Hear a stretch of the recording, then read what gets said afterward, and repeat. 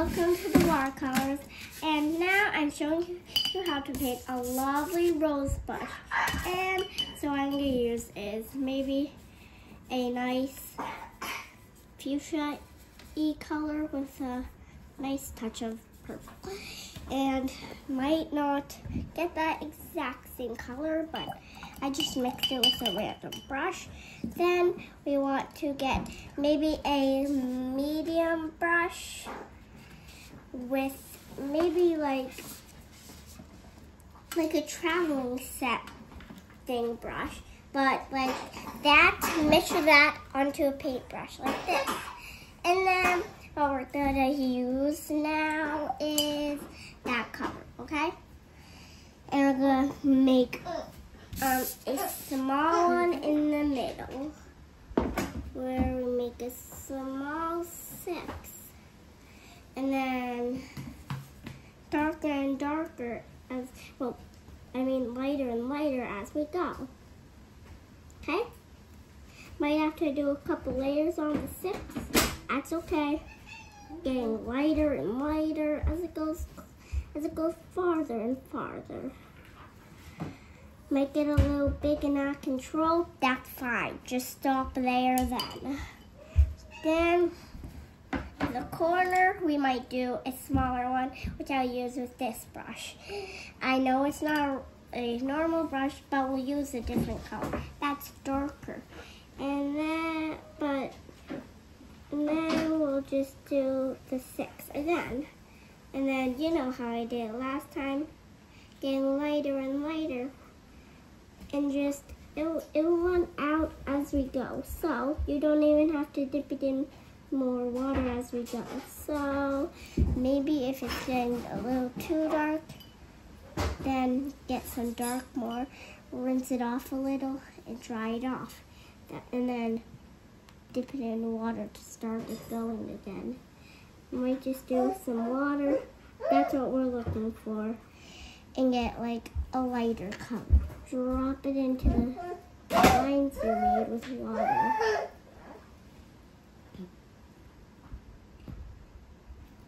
Then what we're gonna do, go back over it with water. And it makes a little, another rose. I know that one's different, but that's okay. Mommy, I'm just putting them in the same spot.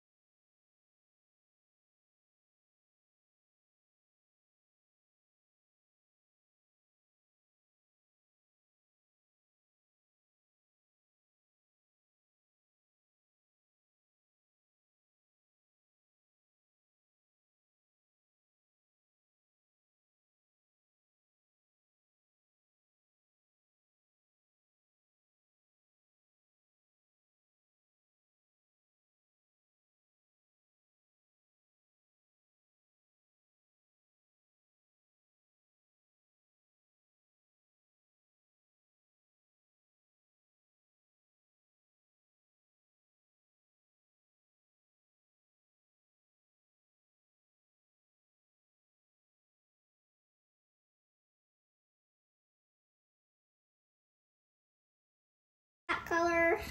Now we're going to use it to do the stems. Going to do the light bottom, cursing on it, and then as we go to the top, it's going to get darker. But first we're going to do that, and then we're going to mix with a darkish color or something to make it darker. And maybe a little tealier or some size. You might want to make it a little tealier, a little anything. I need a little tealier. What I'm gonna do is put it on